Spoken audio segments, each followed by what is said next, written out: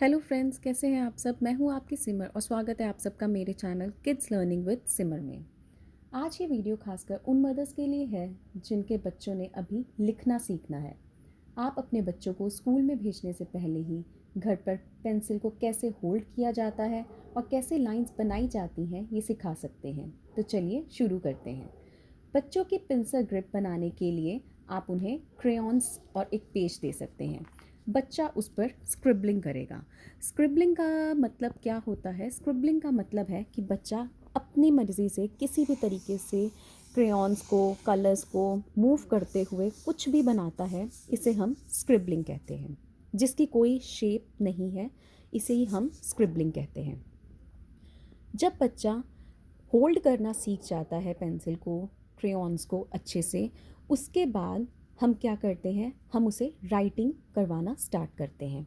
Writing को सीखने के लिए हमें इन 4 लाइंस को सीखना बहुत ज़रूरी होता है, जिसमें है सबसे पहले स्टैंडिंग लाइन। स्टैंडिंग लाइन के अंदर बेसिकली क्या होता है, स्टैंडिंग लाइंस होती हैं स्ट्रेट लाइंस, सीधी लाइंस, जिन्हें हम अपसाइड डाउन ड्रॉ करते हैं। अपसाइड डाउन का मतलब है ऊपर से नीचे की तरफ लाते हुए इन लाइंस को ड्रॉ किया जाता है। आप अपने बच्चों को क्या कर सकते हैं, एक पेज पर आप उन्हें इस तरीके से 4 डॉट्स लगाकर या फिर 5 डॉट्स लगाकर भी दे सकते हैं। क्योंकि बच्चा पहली बार राइटिंग पार्ट को स्टार्ट कर रहा है, तो हमने उन्हें डायरेक्ट 2 डॉट्स के साथ नहीं सिखाना। इससे बच्चा नहीं समझेगा और उसको बहुत ही मुश्किल होगी एक स्ट्रेट लाइन को ड्रॉ करने में। तो इसीलिए आप इस तरीके से 4 डॉट्स लगाने के बाद आप बच्चे को बता सकते हैं कि कैसे उसने ऊपर से नीचे की तरफ आते हुए इन डॉट्स को ट्रेस करना है। इस तरीके से जब बच्चा एटलीस्ट 1 पेज पूरा कंप्लीट करेगा, इन डॉट्स को ट्रेस करेगा, तो वो बहुत इजीली अपसाइड डाउन लाइंस को बनाने में उसको बहुत हेल्प मिलेगी और वो बहुत ही ईजीली इसे सीख जाएगा। नेक्स्ट डे आप क्या कर सकते हैं, जब वो एक बार ट्रेसिंग करना सीख जाए तो उसके बाद आप उसे 2 डॉट्स के साथ सिखा सकते हैं। 2 डॉट्स लगाने पे आप बच्चे को सबसे पहले एक बार खुद करके दिखाइए कि कैसे उसने फर्स्ट डॉट को नीचे वाली डॉट के साथ ज्वाइन करना है, ऊपर वाली डॉट को नीचे वाली डॉट के साथ ज्वाइन करना है। और जब इस तरीके से बच्चा नेक्स्ट डे अपनी पेंसिल मूव करेगा तो वो ऑटोमेटिकली स्टैंडिंग लाइंस बनाना सीख जाएगा। नेक्स्ट आती हैं हमारी स्लीपिंग लाइंस। स्लीपिंग लाइंस जिनका नाम से ही हमें पता चल रहा है कि लेटी हुई लाइंस, इस तरीके से इनको हम कहते हैं स्लीपिंग लाइंस। स्लीपिंग लाइंस का मतलब क्या है कि कुछ हमारे लेटर्स ऐसे होते हैं जिसके अंदर हम स्लीपिंग लाइंस का यूज़ भी करते हैं। और इसके अंदर हमने बच्चे को कैसे सिखाना है, सेम उसी तरीके से सबसे पहले हमने बच्चे को एटलीस्ट 6-7 डॉट्स डालकर देनी है और फिर बच्चों को कहना है कि आपने इन डॉट्स को ट्रेस करना है। सबसे पहले बच्चे डॉट्स के ऊपर ट्रेसिंग करेंगे और इसके बाद क्या कहते हैं, हमने इन्हें 2 डॉट्स के साथ सिखाना है। हमेशा याद रखिएगा, जब भी आप बच्चों को स्लीपिंग लाइंस की ट्रेसिंग सिखाएंगे तो आपने बच्चे को बताना है कि कैसे उन्हें लेफ़्ट साइड से स्टार्ट करते हुए राइट साइड की तरफ मूव करना है। Starting from left to right, left to right. और इस तरीके से बच्चा स्लीपिंग लाइंस भी करने लगेगा।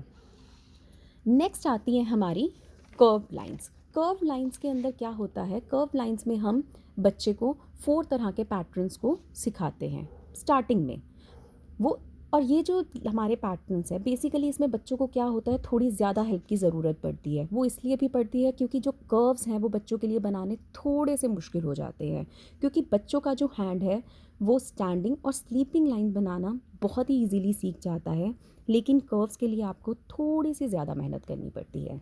बट उसके लिए भी हमें चिंता नहीं करनी है, क्योंकि जितनी ज़्यादा आप बच्चे को उस चीज़ की प्रैक्टिस देंगे, बच्चा उतनी ही जल्दी उसे सीख जाएगा।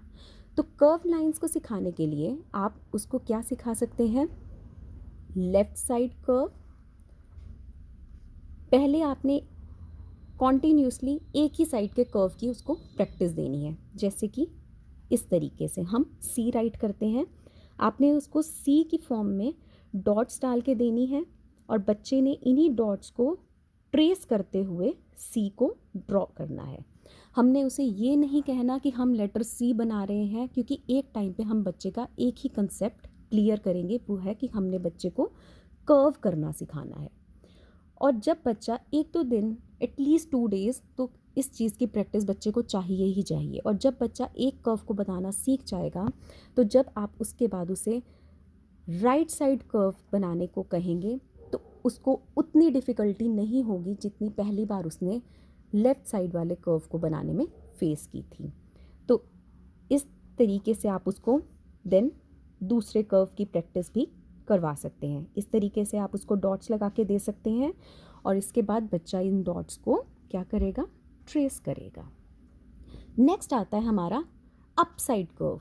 अप साइड कर्व के अंदर बेसिकली आपने क्या करना है, आपने उसको इस तरीके से डॉट्स लगा के देनी है और ऊपर से नीचे की तरफ आते हुए लेफ़्ट साइड से अप साइड से हमने स्टार्ट करना है और नीचे से ऊपर की तरफ जाते हुए राइट साइड पे हमने इसे ख़त्म करना है।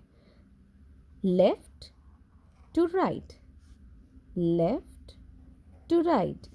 और आप एक काम कर सकते हैं, जब आप बच्चे को ट्रेसिंग के लिए बोलते हैं तो आप साथ में बच्चे को इस तरीके से एरोज़ लगा के भी बता सकते हैं कि उसने कैसे लेफ़्ट साइड से मूव करते हुए राइट साइड की तरफ जाना है और ऊपर से नीचे आते हुए like this and then again up. इस तरीके से आप बच्चे को छोटी छोटी तरीके से समझा सकते हैं। अप साइड कर्व के बाद आता है हमारा down side curve, that means this curve. इसके अंदर भी आपको सेम बच्चे को नीचे से लेफ़्ट साइड से स्टार्ट करना है, बट इसके अंदर हम क्या करेंगे, हम लेफ़्ट साइड से नीचे से ऊपर की तरफ जाते हुए कर्व को बनाना स्टार्ट करेंगे एंड अगेन नीचे आते हुए राइट साइड पे इस कर्व को फिनिश करेंगे। बच्चे ने बेसिकली सिर्फ पहले इनकी ट्रेसिंग करनी है। अगर आप सोचें कि 2-3 डेज़ में बच्चा इन्हें सीख जाएगा तो नहीं, ऐसा नहीं है। थोड़ा बच्चे को इसके अंदर ज़्यादा प्रैक्टिस की ज़रूरत पड़ती है। लास्ट आता है हमारा स्लैंटिंग लाइंस। स्लैंटिंग लाइंस में क्या होता है, स्लैंटिंग लाइंस भी बच्चे के लिए उतनी डिफ़िकल्ट नहीं रहती।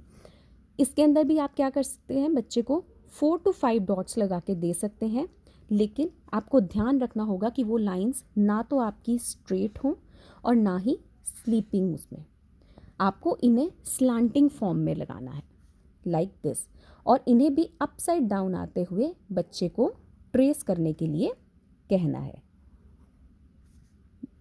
Like this.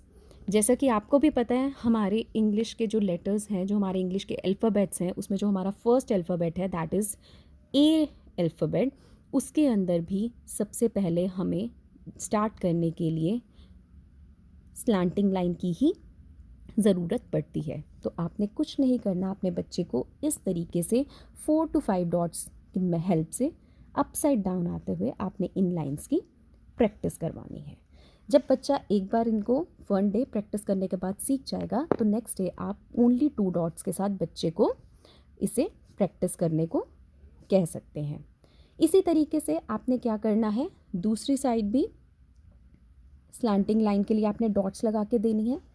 एक बार बच्चा इस तरीके से इस लाइन को लगाना सीखेगा और एक बार दूसरी साइड से, तो क्या होगा, बच्चे की फॉर्मेशन ए के लिए ऑटोमेटिकली उसको समझ आने लग जाएगा कि जब उसने लेटर ए बनाना है तो उसने सबसे पहले इस तरीके की स्लैंटिंग लाइन का यूज़ करना है, then this and after that sleeping line.